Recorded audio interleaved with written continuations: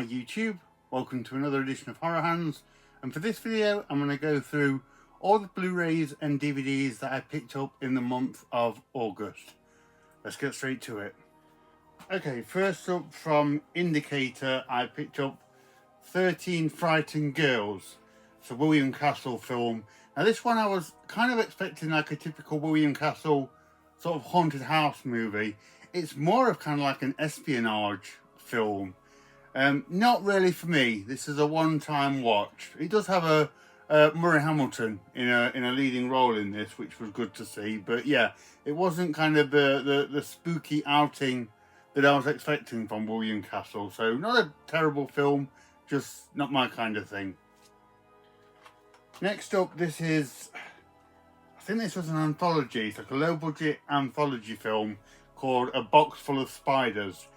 These like sorority girls are left in their dorm over Christmas, and I think they tell a few spooky stories.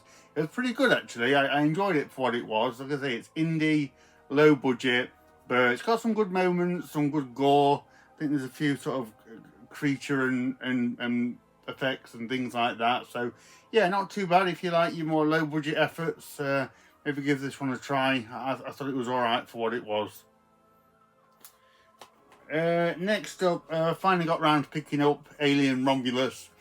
I did watch this when it came out. I have reviewed it on the channel actually a couple of months back. So you check that out if you want to know more of what I thought. But I thought it was okay. I didn't really like the teen protagonist angle. I liked the facehuggers in this, how they all scurried around quite a lot. That was a bit of nightmare fuel, but yeah, Alien Romulus, it was okay, but definitely not one that I'll be watching over and over again. Next up, I picked up a movie called Big Brood. It's another kind of low budget one. I think these aliens come down to Earth and this sort of like bickering family have to try and deal with it. This wasn't too bad. The alien moments in it were pretty good. There's a lot of kind of talking in this, and you know, when the acting isn't great and the characters aren't that interesting, that can be a bit of a struggle to get through. But it's got this cool sort of like alien creature. God, I can't see that, but yeah, it's got a couple of good alien creatures in it. But yeah, on the whole, not great. Nothing that I would say absolutely rush out and pick up. If I'm being honest. Next up from 88 Films, I picked up the Black Torment. This was excellent. I enjoyed every minute of this. Thought it was fantastic. Really good gothic British film from the 60s. Like a ghost story taking place in this big ancestral mansion. This sort of lord and his newlywed wife find themselves kind of haunted by his previous wife. But yeah, really good, very atmospheric, sort of rich, lavish, Hammer horror-esque colours and locations and things like that. Beautiful edition from 88 Films as well. I love the purple slipcase. So yeah, if you like your classic British horror, I highly recommend Black Torment. I thought this was excellent. Next up, I picked up Blood Gorge. This was okay, pretty good little indie slasher film. Got a cool looking sort of killer in it, some good gore in this, so nothing special, but it was fun and it did its job as a low budget slasher. So yeah, I did like Blood Gorge. Okay, next up, I picked up the 4K of Caligula, the notorious Roman exploitation movie. I do get asked about this film a lot actually. It's okay. I'm not a huge fan of it, to be honest. I don't watch this one very often, but good to get it into the collection just for its real nasty exploitation nature. Beautiful 4K edition as well. This is from Unobstructed View, I believe. So yeah, really nice edition. Not a movie that I will be returning to anytime soon, but yeah, good to get this one in the collection. Right, next up I picked up the 10th Camp Blood film, Camp Blood 10, which is also animated. So yeah, this is an animated Camp Blood movie. I was rather intrigued by this one. I didn't know what to expect, because the Camp Blood sequels are kind of just Z-grade, zero budget movies. So I didn't know how this would come across animated. It's pretty awful. It's kind of rigid PlayStation 1 animation with some of the worst voice acting I've ever heard. So absolutely not a good film. Gotta say, I did kind of enjoy it for the novelty of this one. So if you can set your expectations to low and be a bit forgiving with the awful basic animation, you may get something from this one. This is a rather nice edition from Makeflix, and it sort of it opens at the back, and it's kind of like Velcro. So if I can show you, yeah, it kind of opens up like that, and then you have the Blu-ray inside. So yeah, that's the actual Blu-ray, but a nice kind of nice little box set. I've not seen this kind of thing before, but yeah, pretty terrible, but I kind of enjoyed it for what it was. And we continue with some more Camp Blood trash with Camp Blood Clown Shark. I couldn't resist this one just for the ridiculous of it. And yeah, in this one, the clown killer, his spirit or something, floats over into this great white that happens to be in the lake. Yeah, again, really awful stuff. Terrible looking CGI. It doesn't look as cool as what it looks on the cover, which I'm sure is no surprise. But I don't know. I did somewhat enjoy it just for the trashiness of this one. I don't know. You kind of know what you're getting at this stage with the Camp Blood movies, but yeah, Camp Blood Clown Shark. Whatever will they think of next? Right, next up from Scream Factory, I picked up Cobra with Sylvester Stallone. Saw this years ago, and it's a really awesome film. I got this because I hear more and more from people who say how much this has slasher elements to it, and I can see that. I've not rewatched it yet, but it does follow that serial killer sort of stalking women in the city. Is it Brian Thompson that plays him? He does a great job in the movie, but yes, I'm looking forward to checking out Cobra again. It's a pretty badass movie, and I'm just gonna check it out from kind of like that slasher mindset and see what it's like. So yeah, awesome to pick this one up, and looking forward to checking it out again. Right, next up, I picked up a movie called Consumed. Rather enjoyed this one as well. This is this man and woman. They're out in the woods camping, and they come across like this weird sort of monster that stalks them in the woods. And then also, as well as that, there's kind of like this weird survival guy played by Devon Sawa. It's great to see him, who may or may not be what he seems. So yeah, a couple of things going on in this movie. I really liked it. It's a bit slow burn. I think it could have picked up the pace a little bit here and there, but if you want kind of a good sort of atmospheric horror in the woods kind of movie, with a bit like a survival horror, you might like this one. I certainly enjoyed watching it.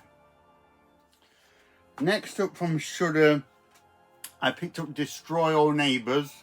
I couldn't really get on with this. I know it's had quite a few good reviews. It looks pretty crazy, and it is crazy in places, but I don't know, this one just didn't grab me. It's this guy living in this apartment block, and this, like, I don't know, weird, creepy, greasy hobo, played by Alex Winter, starts making his life a misery, and it all gets out of hand, and there's a few deaths involved, and some weird creatures pop up, but I don't know, it wasn't the lively entertainment that I was expecting. As I say, a lot of people do seem to enjoy this one, so you might want to check it out, but yeah, not really for me, unfortunately. Next up from Vinegar Syndrome, I picked up Devil Doll. I was really impressed with this. I thought this was a great movie, a black and white movie from the 60s of like a ventriloquist act, and you know the drill, the dummy, you know, may or may not be alive, seems to have a mind of his own, but really creepy looking doll. He kind of sort of runs around a little bit. I think it's like a child standing in for him when he's running around the room and things like that, but very kind of creepy. Yeah, really good film. Really kind of pushes it as well with kind of the horror content and a lot of nudity for a 60s film. So yeah, I really liked Devil Doll. Thought this was a good one. It also comes with Curse of the Voodoo as well. I've not watched that one yet, but if that's anything like Devil Doll, I'm sure it'll be a good watch. So yeah, good and nice double feature there from Vinegar Syndrome. Okay, picked up Dinowolf, sort of a post-2000s Fred Olen Ray monster movie. So not quite as awesome as his 80s rubber suit monster movies, but this one was still pretty good. It's like this giant direwolf thing that escapes this laboratory and goes around this small town killing people. Some really gruesome deaths in this. It does deliver on the blood and gore, which is cool. The creature's good. I think it does have it's a mix of practical effects and CGI, but I enjoyed it for like just a low budget monster movie. Thought it was good. Next up from Indicator, I picked up the El Vampiro set. No title on the front. I hate that. But yeah, El Vampiro. This is 2 Mexican vampire movies from the 1950s. It's what's in this one now? You see, if they put the title on the front, I would know. The Vampire and the Vampire's Coffin. So, not checked these out yet. I'm looking forward to doing so. I do quite like my 1950s Mexican horror, so I'm hoping I'll enjoy these as well. So yeah, nice set, but I hate it when they don't put the title on the front. That annoys the hell out of me. But these are good looking films at least. I think they'll be fun. Next up, I picked up the new Final Destination movie, Final Destination Bloodlines. I did like this. I had fun with it. I was sort of torn by the idea that we've kind of seen it all now, sort of these like inventive domino effect deaths and the way that death itself works in these movies. I was kind of thinking, you know, I'm gonna have seen all this before, and indeed I have, but it was still really entertaining, and the way they set the deaths up in these movies really is quite unique and quite creative. So it kind of won over my cynical side really, and I did get into it and kind of enjoyed being on the edge of my seat, wondering how these characters were gonna get killed off. And like a lot of these movies, you think it's going to be one way and it completely U-turns and they have some completely off the wall, horrifying, gruesome deaths. So yeah, I would say you've probably seen all this before, but if you like Final Destination movies, I doubt you'll be disappointed by this one. It's got a pretty spectacular opening as well. So yeah, Final Destination Bloodlines, I enjoyed it. Next up, I picked up The Haunting of the Tower of London. So a British kind of gothic supernatural movie. I like this for what it was. It's kind of low budget. There's not a great deal happens. It feels a little bit on the cheap side. But I just really like the gothic atmosphere of this and the whole Tower of London setting and things like that. That's kind of what won me over with this film. I mean, the story itself, I've already forgotten what goes on in it, and there's quite a bit of talking, and just yeah, it's a lot of people I think will find this a bit of a snooze fest, but if you can immerse yourself in the gothic Tower of London setting, there is a bit of enjoyment to have in this one. So yeah, I enjoyed it for what it was. Okay, next up, I picked up Heart Eyes.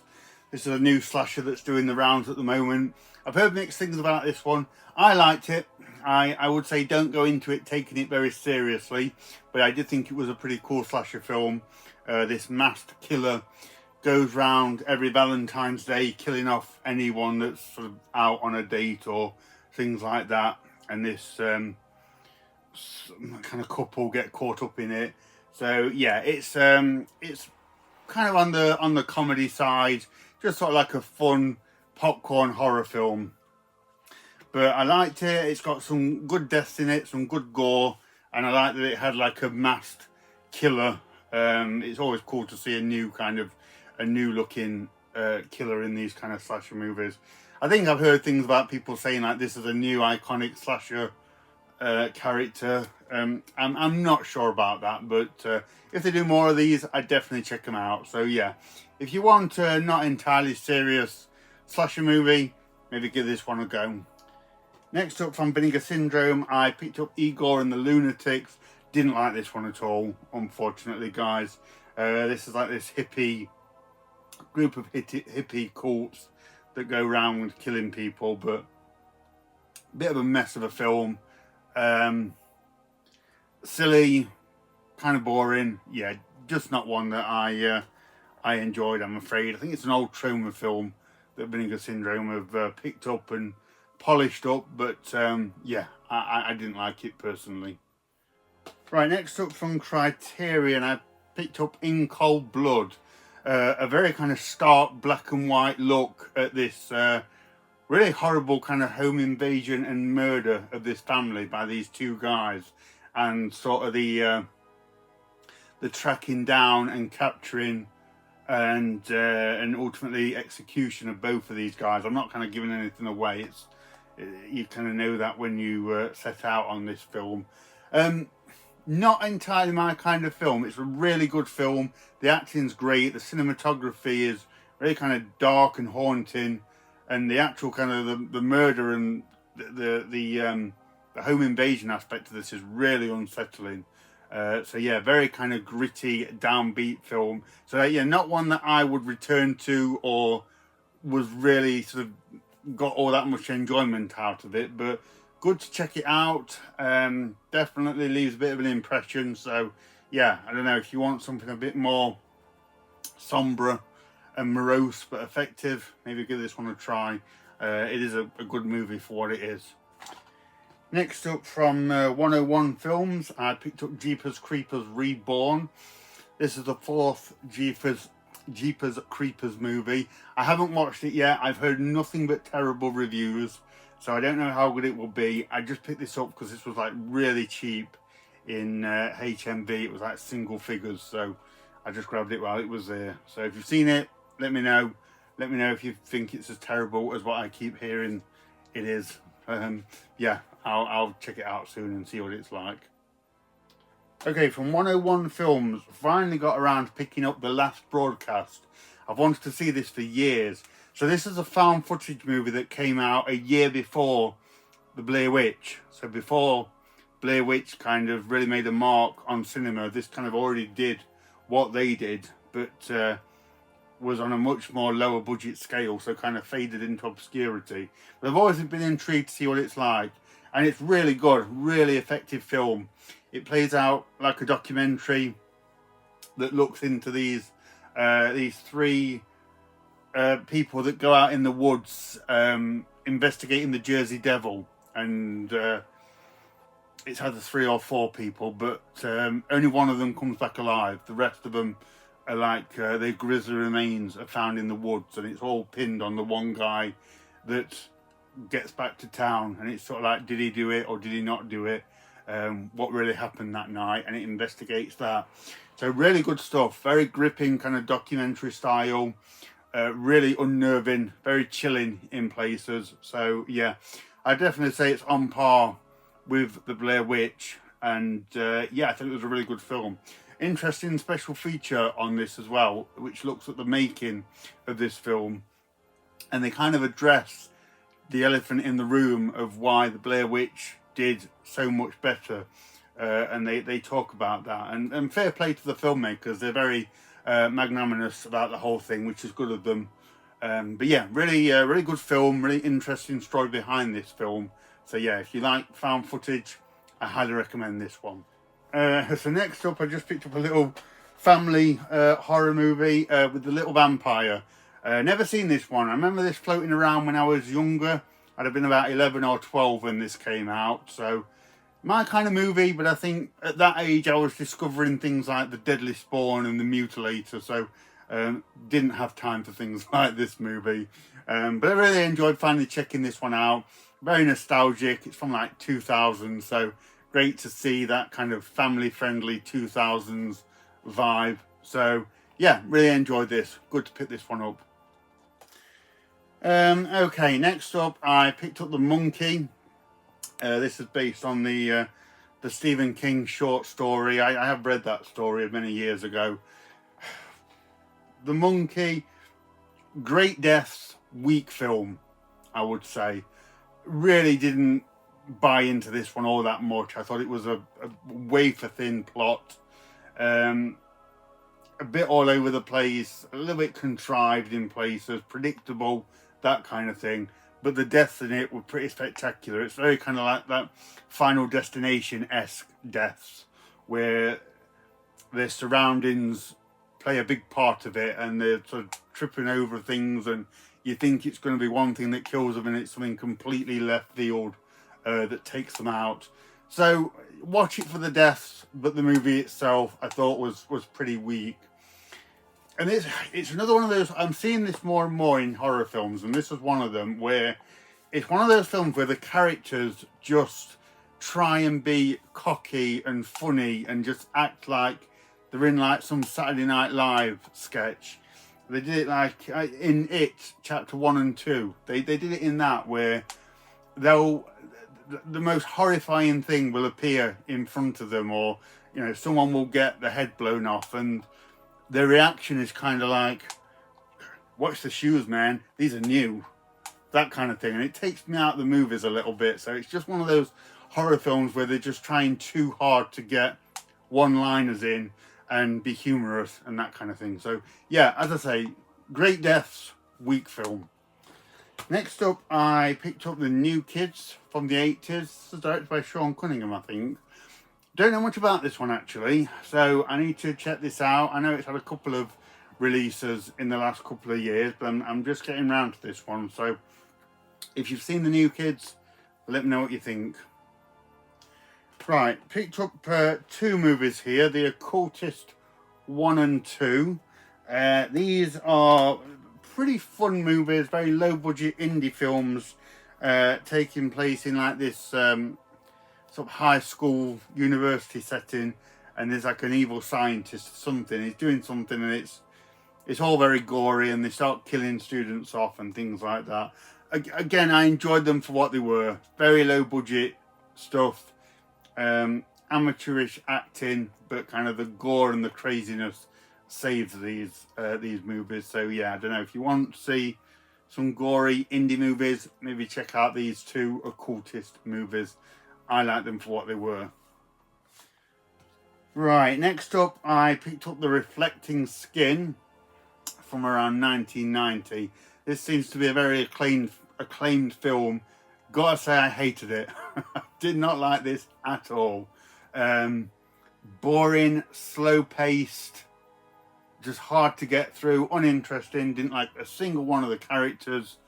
Oh gosh, yeah, didn't like it one bit. It takes place in this really sort of rural, out of the way place where this young kid discovers that this loner woman may or may not be a vampire, and then the kid's older brother, played by Viggo Mortensen, he turns up and he ends up getting it on with her, and yeah, really hard going, depressing, uninteresting.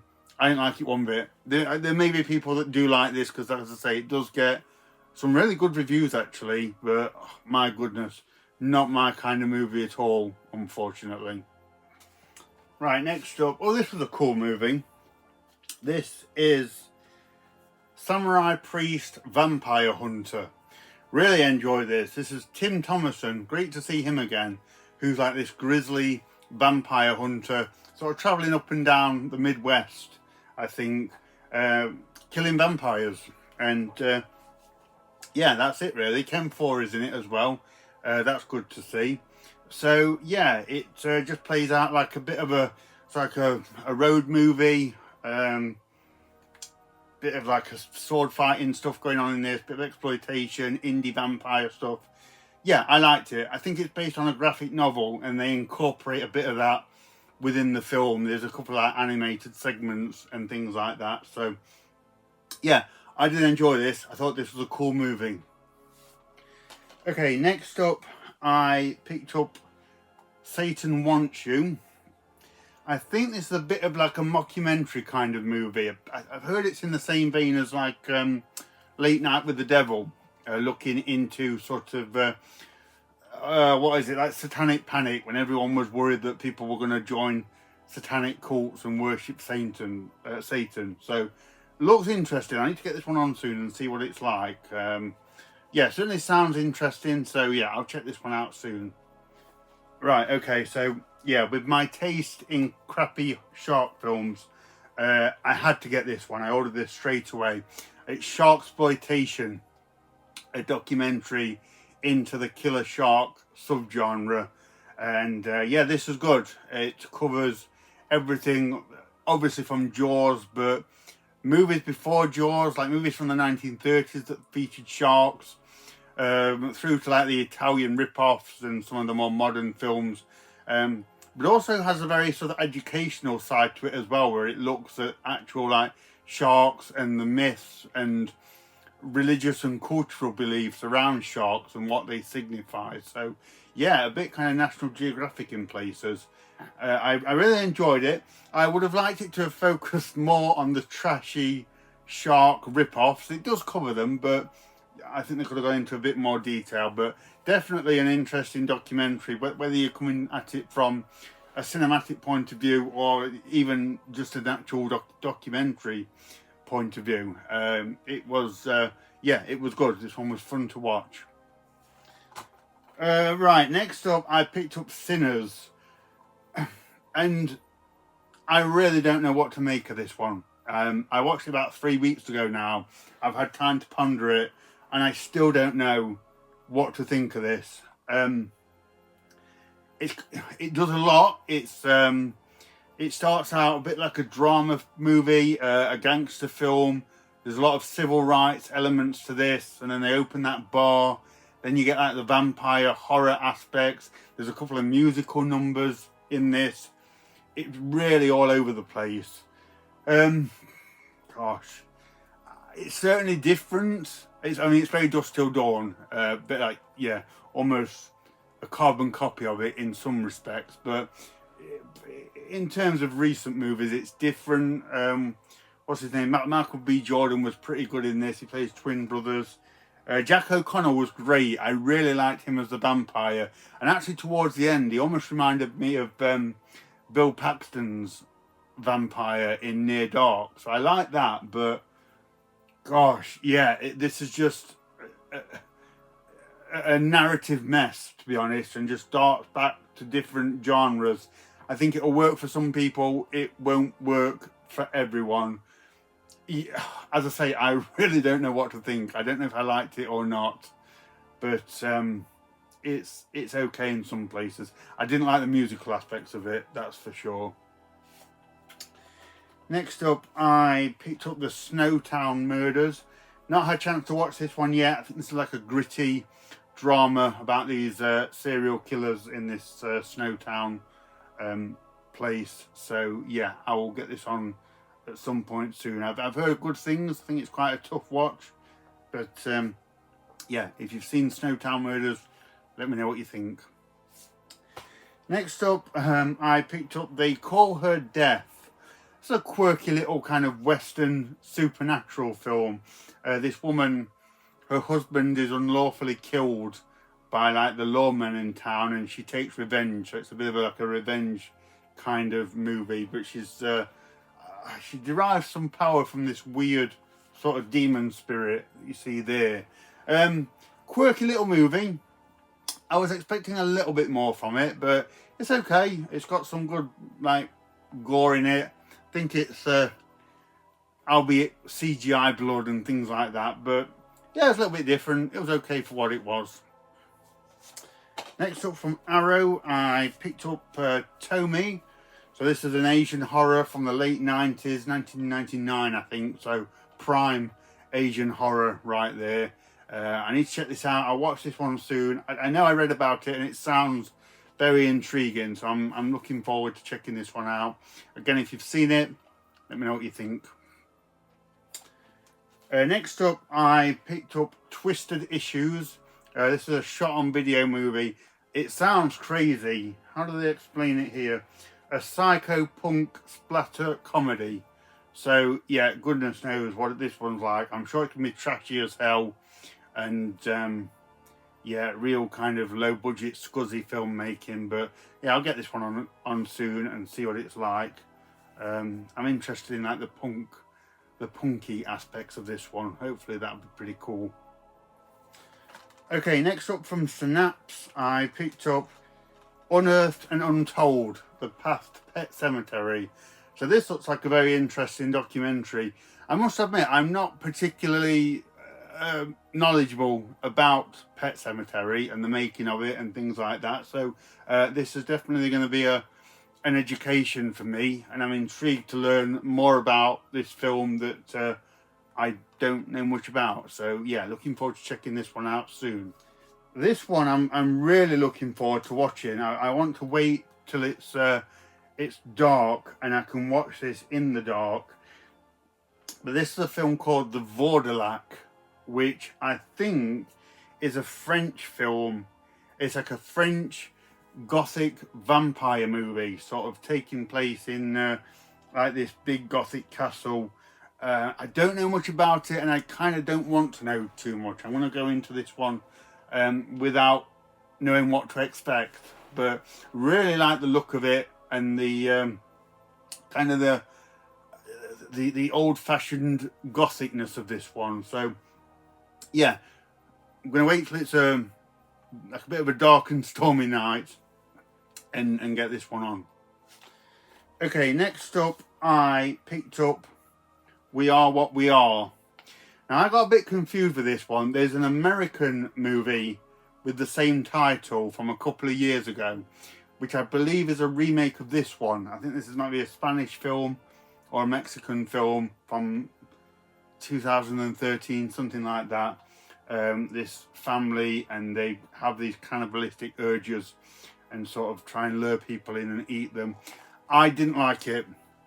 Couldn't get on with this one. A bit slow, a little bit just, don't know, just hard going. Yeah, not my kind of movie, unfortunately. Beautiful slipcase. I do love that. It's a very striking white cover. So yeah, it's a nice release, but yeah, not one that I enjoyed. I don't know what the American one's like. I don't know much about these films, but yeah, this was a one-time watch for me. From Vinegar Syndrome, I picked up White Cannibal Queen. So this is one of Jeff Franco's low-budget cannibal movies. I saw it a long time ago under the other title, Cannibals. So I thought I'll pick it up under this other title. It's okay. It's an enjoyable enough cannibal film. It's very tame in comparison to some of the heavy hitters, and it's cheesy as hell, but it's got enough in it for me to enjoy it. This is kind of like quite a good entry-level cannibal film, I would say. If you don't like this, or if you can't handle this, don't check out the rest of that subgenre. But it's all right. It's fun enough to watch. And finally, for this month, I picked up Vinegar Syndrome's really nice 4K release of Yongary, Monster from the Deep, which is just a Godzilla type monster movie from Japan, I think. But yeah, the usual giant monster invades the city. The army tried to stop him. Lots of model buildings being destroyed. Very, very enjoyable film. I really had fun with this one. The monster looks cool. It's obviously a guy in a rubber suit, but that's fine with me. And it gets lots of screen time. I call them model things that get smashed and blown up are really charming. It looks pretty good on 4K. So yeah, really enjoyed this. If you like your giant rubber monster films, this one definitely gets the Horror Hands recommendation. So that's everything that I've got this month, guys. As always, let me know what you think of any of those movies, any that you like, any that you didn't like. Let me know.